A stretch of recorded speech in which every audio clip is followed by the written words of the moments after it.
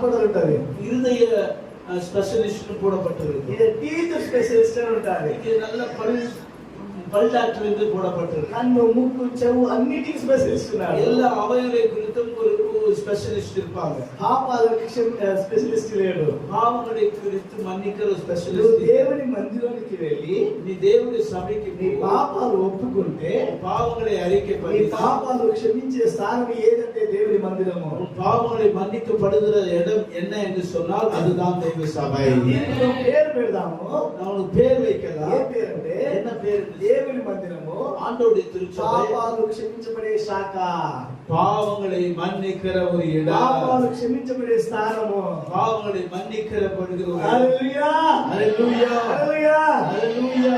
ఎంతమంది నీతిమంతులు ఇక్కడ ఉన్నారు?